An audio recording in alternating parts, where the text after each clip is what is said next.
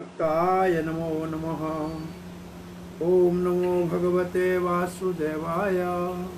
ओम नमो भगवते वासुदेवाय। ओम नमो भगवते वासुदेवाय। ओम नमो भगवते वासुदेवाय। ओम नमो भगवते वासुदेवाय। ओम नमो भगवते वासुदेवाय। नारायणं नमस्कृत्यं नरं चैव नरोत्तमं देवीं सरस्वतीं व्यासं ततो जयमुदीरये। नष्टप्रायेषु भद्रेषु नित्यं भागवत सेवया भगवती उत्तम श्लोकिर्भक्तिर्भवती नैष्टिकी। कृष्णाय वासुदेवाय देवकी नंदनाय च नंदगोपकुमाराय गोविंदाय नमो नमः। जय श्री कृष्ण चैतन्य प्रभु नित्यानंद श्री अद्वैत गदाधर शिवासादि गौर भक्त वृंदा। हरे कृष्णा कृष्णा कृष्णा हरे हरे, हरे राम राम राम हरे हरे। प्रिय पंचशील भक्तवृंद, दामोदर देश भक्तवृंद, फेसबुक के भाग्यशाली भक्तों, श्रीमद् भागवत के प्रार्थनाओं के अंतर्गत 10वें स्कंद के 3रे अध्याय में भगवान श्री कृष्ण के दिव्य प्रकट्य के ऊपर वसुदेव जी की प्रार्थनाओं का अंतिम श्लोक, उसका आस्वादन करके फिर देवकी माता की प्रार्थनाओं का शुभारंभ आज करेंगे। और कल से जन्माष्टमी के उपलक्ष्य में कुछ कृष्ण और अन्य कृष्ण कथाएं 3-4 दिन चलेंगी, उसका रसास्वादन करेंगे। और फिर प्रभुपाद जी के आविर्भाव, व्यास पूजा और प्रभुपाद जी का तिरोभाव तिथि नहीं, या ये तो अभी आएगा आविर्भाव, प्रभुपाद जी के व्यास पूजा और परम पूज्य गोपाल कृष्ण गोस्वामी महाराज की व्यास पूजा के उपरांत ही ये प्रार्थनाओं को आगे बढ़ाने का प्रयास करेंगे। तब तक अन्य कृष्ण कथा का श्रवण करेंगे। तो आइए 22वें श्लोक का पाठ करते हैं। अयम त्वा सभ्यस्तव जन्मनो ग्रहे श्रुत्वा अगर्जांस्ते नयवधीत सुरेश्वर सते अवतारं पुरुषहि समर्पितं श्रुत्वा अधुनैवाभिसरत्य उदायुधः। वसुदेव जी कहते हैं अयम त्वा असभ्यस, ये जो कंस है ना, ये असभ्य है, बड़ा असुर है, दुष्ट है।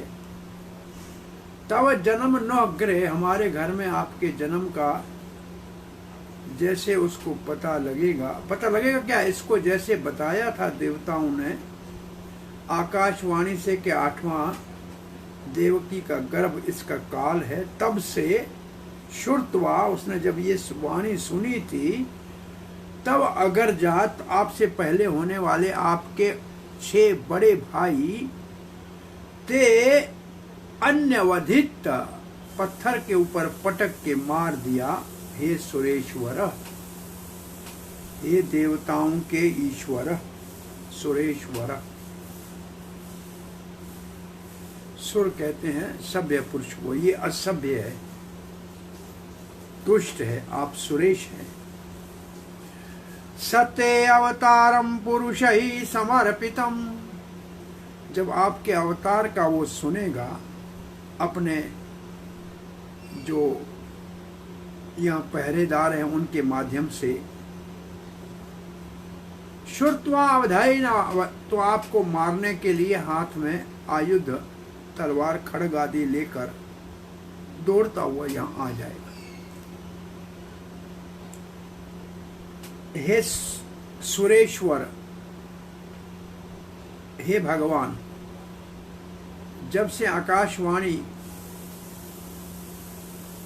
ये जो भविष्यवाणी को सुना है कि आप हमारे घर में प्रकट होंगे, इस दुष्ट असभ्य असुर कंस ने, आपके कसाई कंस ने, कंस शब्द से कसाई शब्द हिंदी में बना है, कंस शब्द से ही कसाई शब्द निकला है।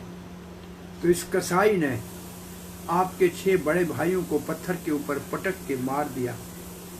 और जब ये अपने संतरियों से आपके प्रकटे का सुनेगा तो दौड़ता हुआ हथियार हाथ में लेके आपके मारने के लिए दौड़ता आएगा।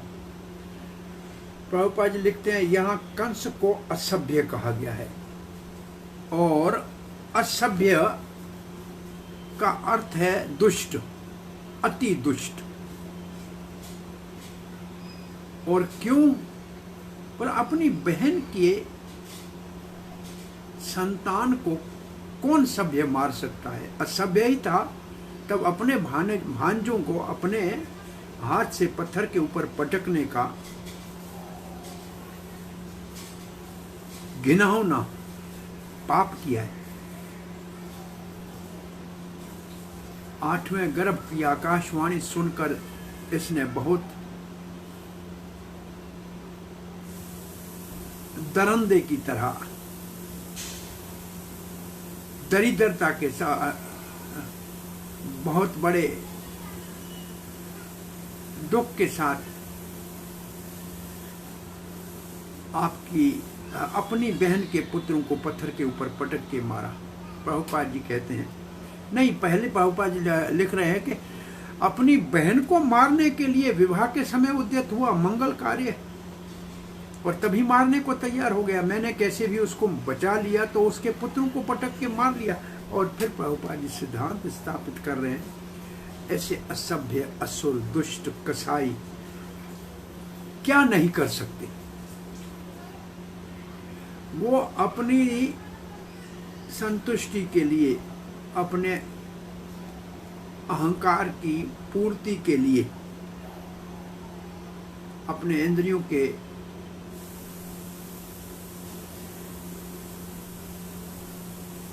संतुष्टि के लिए बच्चों को, बाल को मार सकते हैं, गौ को मार सकते हैं, ब्राह्मण को मार सकते हैं, वृद्ध को मार सकते हैं, किसी के ऊपर दया नहीं करते, निर्दय होते हैं। फिर प्रभुपाद जी ये प्रभुपाद जी के 5 वर्ग भागवत के पहले स्कंद में भी इन 5 का विस्तार से कुंती महारानी की प्रार्थनाओं के अंतर्गत वर्णन है कि वैदिक साहित्य में, सभ्यता में गाय, नारी, बालक, वृद्ध और ब्राह्मण अवध्य हैं। इनकी सदा सुरक्षा करनी चाहिए। जिस समाज में गाय की रक्षा नहीं, नारी का सम्मान नहीं, बालकों की रक्षा का और वृद्धों के लिए सुविधा नहीं, ब्राह्मण का सम्मान नहीं, वो निश्चित रूप से दोषग्रस्त और दुष्ट सभ्यता नाश की ओर जा रही है।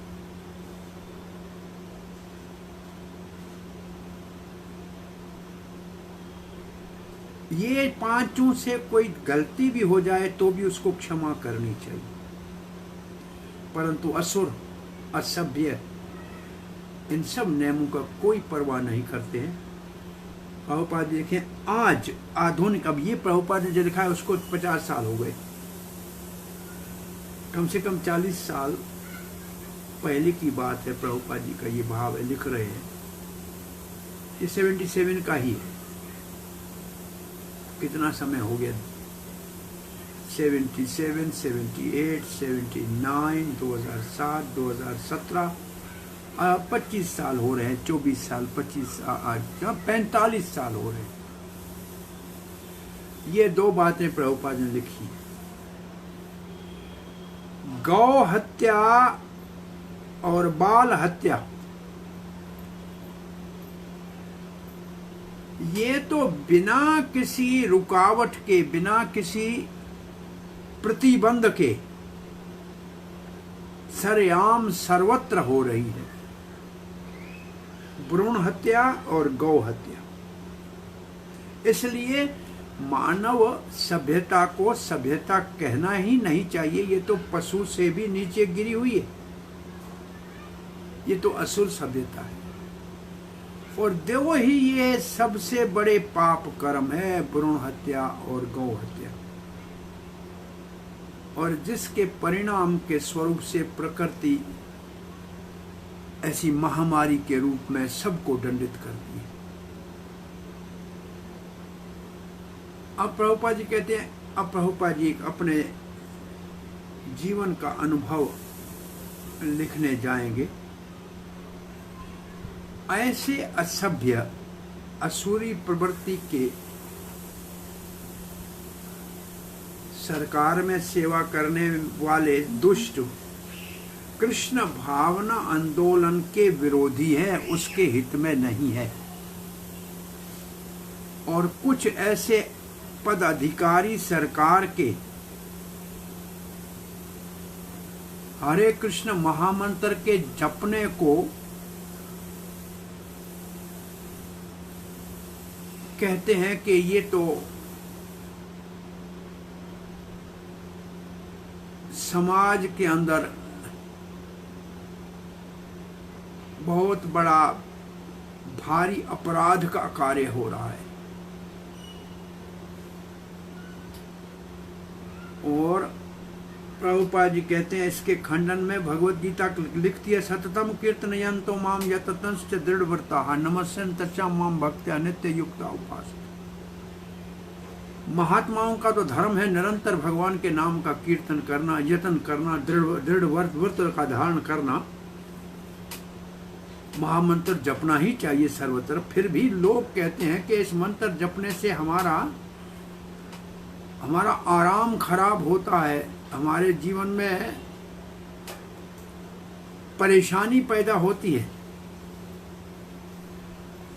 परंतु समाज में ऐसे असभ्य व्यक्ति हैं, तथाकथित महात्मा हैं, जो गाय की और ब्राह्मण की और बालकों की हत्या कर रहे हैं और हरे कृष्णा आंदोलन को भी रोकने का प्रयास कर रहे हैं। प्रभुपाद जी कहते हैं ये उस वक्त प्रभुपाद जी लिख रहे हैं जब बॉम्बे मंदिर जो अब बना हुआ है राजा रास बिहारी का जुहू में हरे कृष्णा लैंड, उसके ऊपर उस वहाँ के जो महानगर पालिका है, बृहद नगर पालिका, उसके किसी पदाधिकारी ने ऐसे कहा था कि हरे कृष्ण मंत्र ये सवेरे उठ के जपते हैं, इससे बहुत बड़ा जो है समाज दुखी है।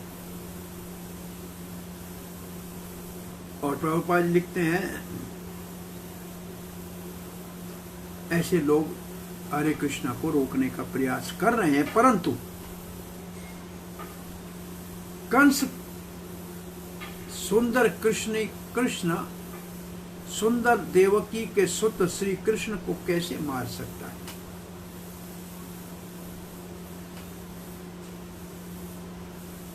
नहीं मार सकता और नहीं मार सका। तो फिर ये असभ्य दुष्ट कृष्ण भावना की प्रगति को कैसे रोक सकते हैं? हरे कृष्ण आंदोलन और कृष्ण में कोई अंतर नहीं है। कली काले नाम रूपे कृष्ण अवतार, नहीं रोक सकते। परंतु फिर भी हमें बहुत से संकटों से, कठिनाइयों से, रुकावटों से गुजरना पड़ रहा है।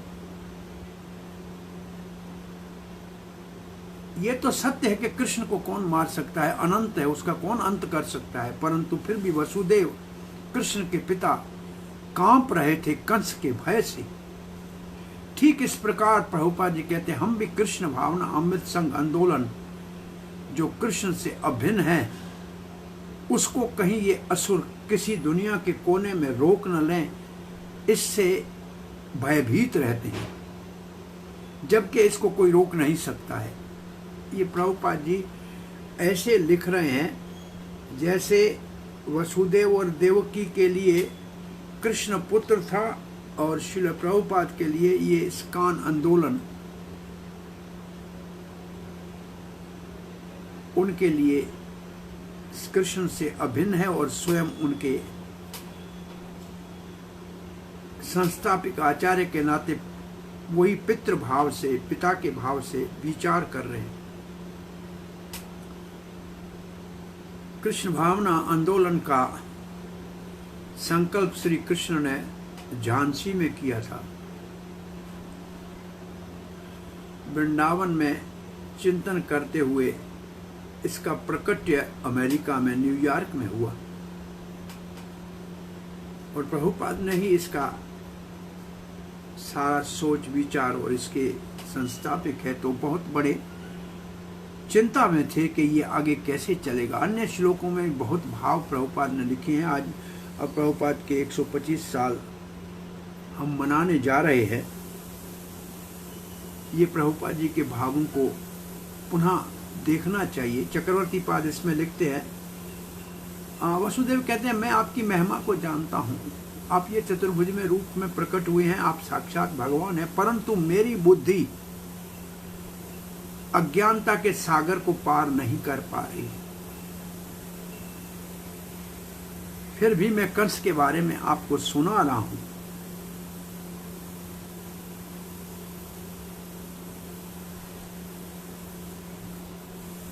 कि कहीं ये आपको मार न दे। तो भगवान कहते हैं, अरे पिता, मेरे को क्या मारेगा, मेरी मधुर और सुंदर इस बाल रूप को देखकर मोहित हो जाएगा। बोल वसुदेव कहता है, नहीं नहीं, ये बड़ा असभ्य है, इसको कोई वात्सल्य भाव हृदय में है ही नहीं, पहले ही आपके 6 भाई मारे हैं, इसको पता लगते ही यहां आ जाएगा।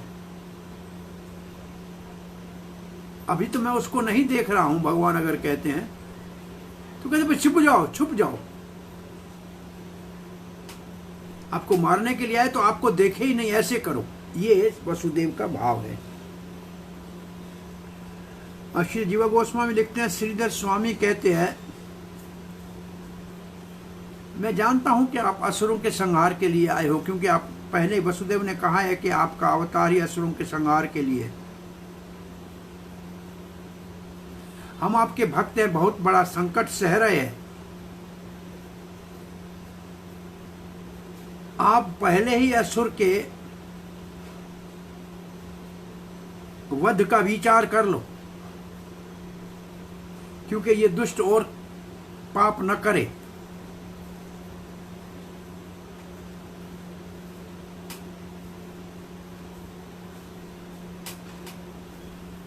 आप सुरेश्वर हो और ये सुरेशों का, देवताओं का शत्रु है।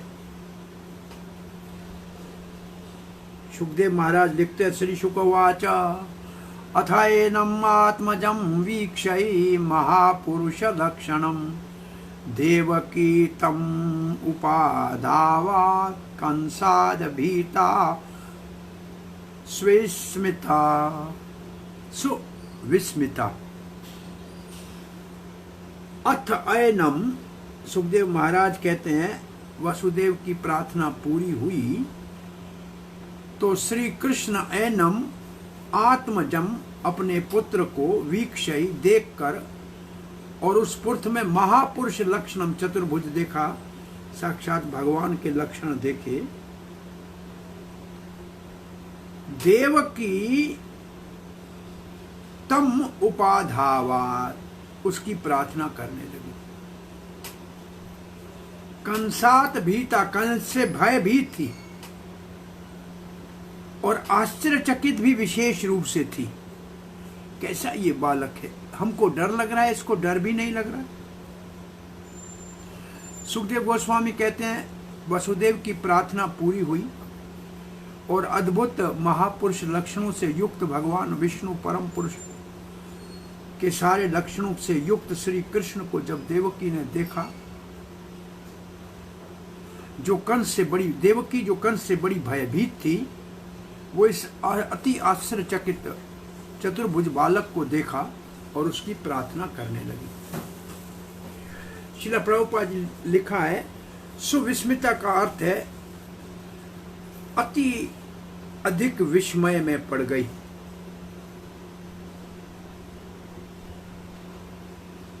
देवकी और उसके पति वसुदेव दोनों को यह विश्वास हो गया था कि हमारा पुत्र साक्षात परम पुरुष भगवान है और कंस इसका बाल भी बांका नहीं कर सकता।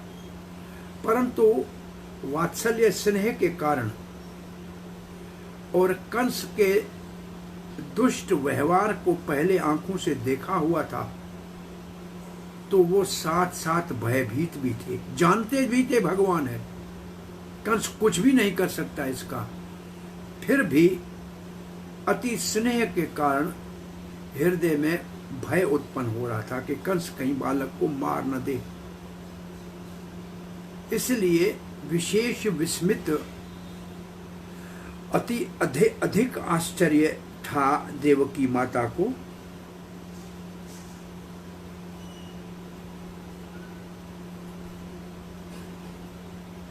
वैसे ही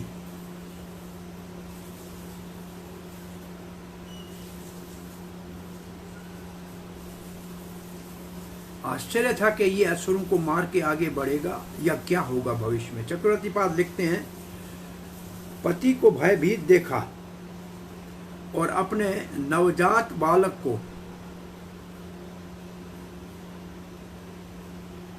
उसी चतुर्भुज रूप में मुस्कुराते हुए देखा, क्योंकि अभी तो ये बालक बोलेगा, दोनों को आश्वासन देगा, उनके पूर्व 2 जन्मों की कथा बताएगा। तो देवकी ने सोचा मैं क्या करूं, ये तो अपने आप को भगवान कह रहा है, दिखा रहा है, इसको कंस का कोई भय नहीं है। इसलिए बड़ा आश्चर्य हुआ। भगवान के सामने कंस क्या है, कुछ भी नहीं है, तिनके के समान भी नहीं है, तो हमें भय क्यों लग रहा है, क्या मूर्खता है हमारी, ऐसे विचार करने लगे। श्री जीव गोस्वामी लिखते हैं, वसुदेव ने भगवान श्री कृष्ण की महिमा प्रार्थना के रूप में की, देवकी भी प्रार्थना करने लगी। देवकी ने कृष्ण के ऊपर दृष्टि डाली, जो कुछ समय से वसुदेव जिसको प्रार्थना कर रहे थे, वो सूत की गिरह में चतुर्भुज रूप में अद्भुत बालक के रूप में प्रकट हुआ था, उसको देखा। ये बालक उनके गर्भ से उत्पन्न हुआ है, ऐसे सोचने लगी,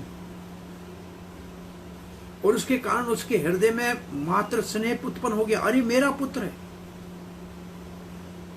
ये मेरे उदर से उत्पन्न हुआ है। वास्तव में उनके उदर में भगवान था, ऐसा नहीं है कि आए थे, ऐसा नहीं है, पहले से थे। जी गोस्वामी लिखते हैं, देवकी योग निद्रा में भगवान के माया से कैसे बालक प्रकट हुआ इसका पता ही नहीं लगा।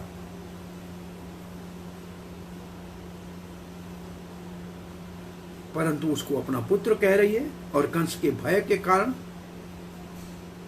भयभीत है, और ये जानती है कि महापुरुष स्वयं भगवान है, और उसकी प्रार्थना करने लगी।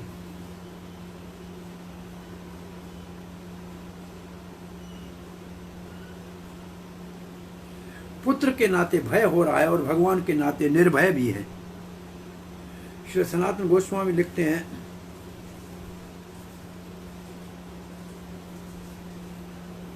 कि 8वां संतान था जिसकी भविष्यवाणी पहले ही कंस सुन चुका था, और इसी बालक के प्रतीक्षा करते हुए ये कंस के कारागृह में दोनों दंपति वसुदेव और देवकी सब संकट सह रहे थे श्री कृष्ण के प्रकटे के लिए, और वो समय आ गया है। वो हमारे उदर से उत्पन्न हुआ है, नहीं नहीं, वो तो पहले से ही सब जगह होता है।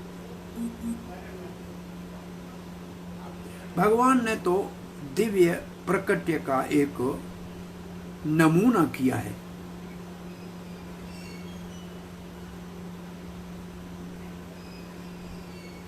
भगवान का जन्म तो दिव्य है। पहले वसुदेव ने देखा, देवकी ने क्यों नहीं देखा? भगवान की ये भी एक दिव्य शक्ति है। देवकी उस समय योग निद्रा में थी। पहले तो उनको भय लगा, फिर भगवान की शक्ति देखे निर्भय भी हो गई। उसने महापुरुष साक्षात नारायण के रूप में भगवान को देखा, चतुर्भुज रूप में देखा, आश्चर्यचकित हो गई, कंस के भय को भूल गई और भगवान को प्रार्थना करने लगी।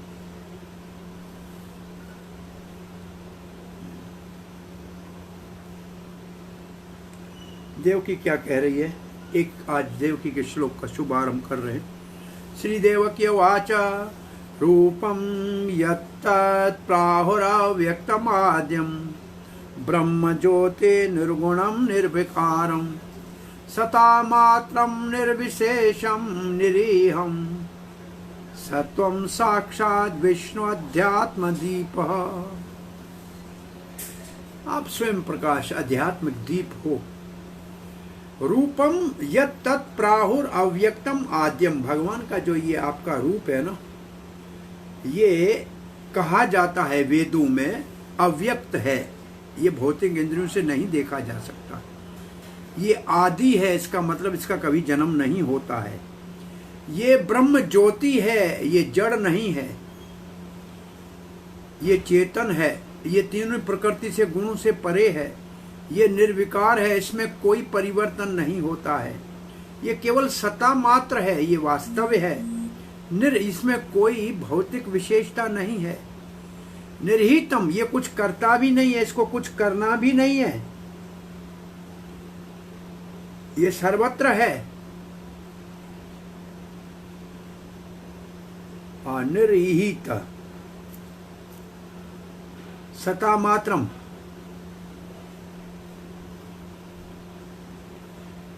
निर्हितम, कोई इसकी इच्छा नहीं है, बिना इच्छा के है। और ये साक्षात विष्णु अध्यात्म दीप है। देवकी कहने लगी, वेदों में ये वर्णन है, प्राहु कहा गया है। क्या कहा गया है कि आप अव्यक्त है, वचनों से वर्णन नहीं किया जा सकता, मन से आपका चिंतन नहीं किया जा सकता, उससे परे हो, भौतिक मन और इंद्रियों और बुद्धि से परे हो। आप सारे भौतिक जगत की सृष्टि के कारण हो, पर इससे परे हो। आप परम ब्रह्म हो, महान हो, ज्योतिर्मय हो, सूर्य के समान। आपका कोई भौतिक कारण नहीं है, आप में कोई परिवर्तन नहीं होता, आप सदा एक रस रहते हैं, आपकी कोई भौतिक इच्छा नहीं है। इसलिए वेद कहते हैं आप ही सत्ता मात्र हो। इसलिए आप वेदों के वाक्यों का वास्तविक अर्थ हो, और आपको जो जान लेगा वो आस्ते आस्ते सब चीज समझ जाएगा। आप ब्रह्म ज्योति और परमात्मा दोनों से विलक्षण हो, उनके आधार हो, और उनसे अलग भी नहीं हो और उनसे अलग भी हो। सब कुछ आपसे निकलता है, आप सारे कारणों के कारण आदि कारण है। ये विष्णु आध्यात्मिक दीप, दिव्य ज्ञान का प्रकाश आपसे प्रकट होता है। श्री प्रभुपाद जी का तात्पर्य इस बात के ऊपर है कि भगवान विष्णु ही सब कुछ जो हमको दिख रहा है उसके आदि कारण है, और विष्णु और कृष्ण में कोई अंतर नहीं है, क्योंकि दोनों विष्णु तत्व है। ऋग्वेद में लिखा है ओम तद विष्णु परमम पदम पश्यन्ति यम सूर्य यस। तो विष्णु परम पद है, वो ही वास्तविक वस्तु है, वो सर्वव्यापक है। विष्णु का मतलब वसति सर्वत्र, सर्वव्यापक है, वो परमात्मा है, वही ब्रह्म है। जीव भी भगवान का अंश है, जीव भी भगवान का अंश है। जो वो भगवान, वो जिसको और भी कई शक्तियां हैं, परास्य शक्ति विविधैश्वर्यते स्वाभाविकी ज्ञान बल क्रिया च। इसलिए कृष्ण हो या विष्णु हो, वो सब कुछ है। भगवत गीता में भगवान कहते हैं अहम सर्वस्य प्रभवो सर्वम मत सर्वम प्रवर्तते, मैं मुझसे सब प्रकट होते हैं, मैं सबको प्रेरणा देता हूं, सब कार्य मेरे कारण होता है। इसलिए भगवान सर्व कारण कारण है। और भगवान विष्णु जब सर्वव्यापक रूप से अपना विस्तार करते हैं तो समझना चाहिए वो निर्विकार है, निर्विशेष है, ब्रह्म ज्योति है, उसमें कोई परिवर्तन नहीं होता, भौतिक विशेषताएं नहीं है, और वो ब्रह्म ज्योति, ये सब उसी का आधार है। ये सब कुछ कृष्ण से निकलता है, फिर भी कृष्ण एक व्यक्ति है, आहम आदिर ही देवा नाम, ये देवता मुझसे निकलते हैं। वो ब्रह्मा विष्णु महेश्वर सबका भी उद्गम स्थान है, सारे देवता वहां से निकलते हैं। इसलिए भगवान कहते हैं ब्रह्मणो ही प्रतिष्ठा, हम ब्रह्म मेरे ऊपर टिका हुआ है। और प्रभुपाद जी का थोड़ा तात्पर्य है कि लोग देवताओं को भगवान मानते हैं और उनकी पूजा करते हैं, वो अविधि पूर्वक पूजा है। यद्यन्य देवता भक्ता यजंते श्रद्धान तेपि मामेव कौन्ते यजंते अविधि पूर्वकम। भले देवता की पूजा करते हैं, पूजा होती मेरी है क्योंकि देवता मेरे आश्रित है, परंतु उनकी पूजा अविधि पूर्वक है, उसमें विधि नहीं है। और ये सारे जीव जैसे मेरे अंश हैं, देवता भी मेरे अंश हैं। देवता और जीव में इतना अंतर है कि देवता कुछ तपस्या करके भगवान से ज्यादा शक्ति प्राप्त करके और इस संसार के संचालन के विभागों के अधिपति बन जाते हैं, तो हैं वो भी जीव संज्ञा में।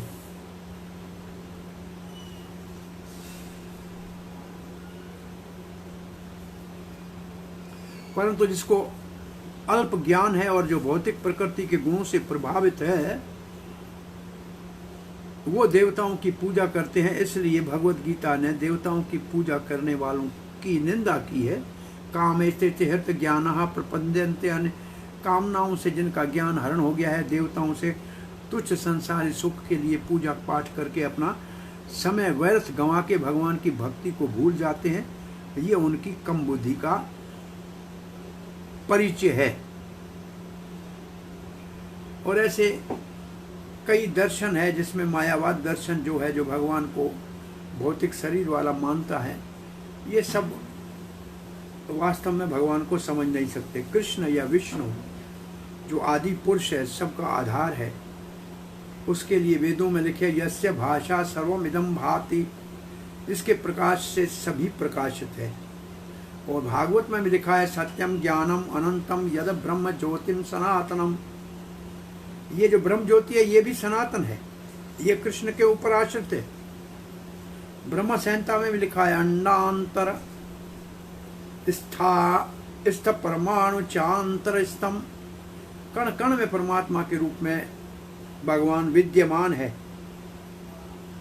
यस्य प्रभा प्रभतो जगदंत कोटि कोटिषु अशेष विशुद्धाति भिन्न विभूति भिन्नम।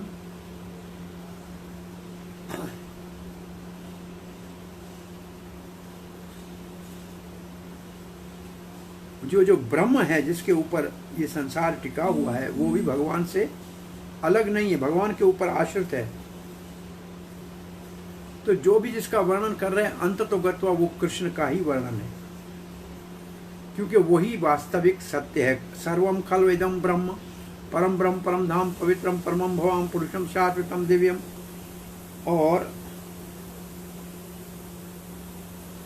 देवकी जो है भगवान की अनन्य भक्त है, वो जानती है कि भगवान विष्णु अब मेरे पुत्र के रूप में प्रकट हुए हैं।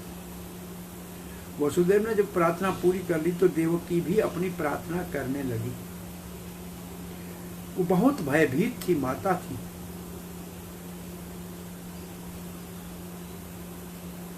किससे भयभीत थी? अपने भाई कंस के दुष्ट व्यवहार से, अत्याचार से। कहने लगी हे मेरे नाथ, हे मेरे भगवान, आपका जो ये सच्चिदानंद रूप है, नित्य शाश्वत स्वरूप है, ये नारायण जैसा है।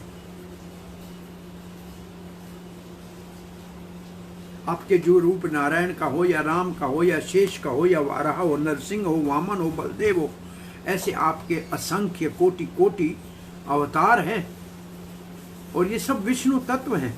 इसका वेदों में वर्णन है और ये आदि है।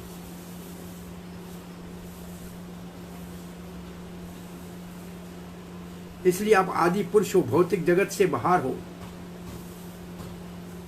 आप जगत के सृष्टि से पहले थे। आपका ये रूप नित्य शाश्वत सनातन है, स्वयं प्रकाशित है, निर्विकार है, निर्गुण है। ये अपने आप में स्वयं प्रकाशित है, आनंदमय है। विशुद्ध सत्व का रूप है और निरंतर नाना प्रकार की लीलाएं करता रहता है। किसी एक रूप में आप सीमित नहीं हो सकते। आपके सारे दिव्य रूप अपने आप में स्वयं प्रकाशित है। मैं जानती हूं, समझ गई हूं कि आप साक्षात विष्णु हैं। प्रभुपाद जी कहते हैं हमें फिर निर्णय करना चाहिए कि सब कुछ भगवान श्री विष्णु के ऊपर आश्रित है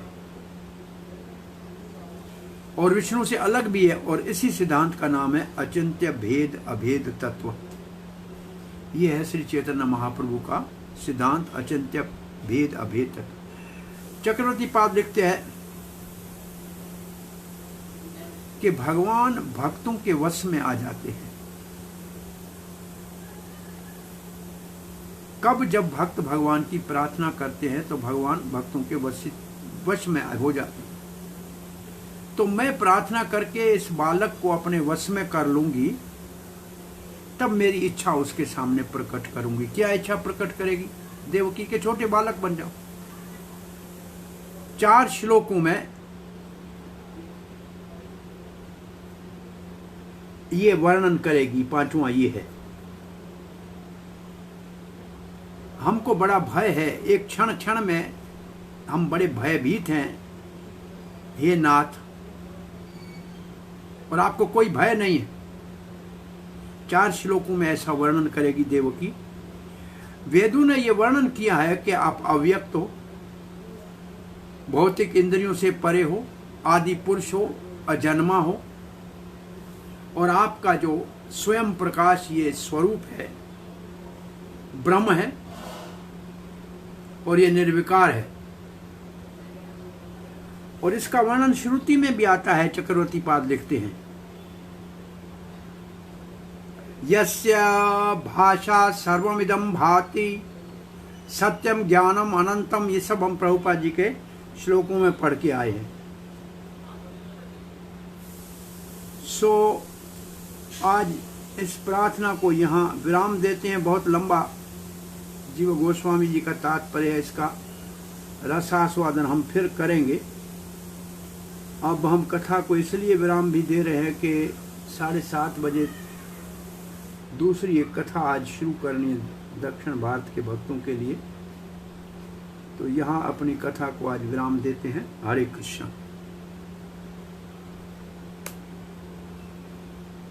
हरि बोल। हरे कृष्णा। दंडवत प्रणाम। आगे फिर देखेंगे। जी प्रभु जी, कल से आप बोल रहे थे कि कल 7:15 बजे आपके इसी लिंक पे 7:15 बजे करीब जो भी लीला शुरू करेंगे, तो सोचें आज कौन सी करते हैं।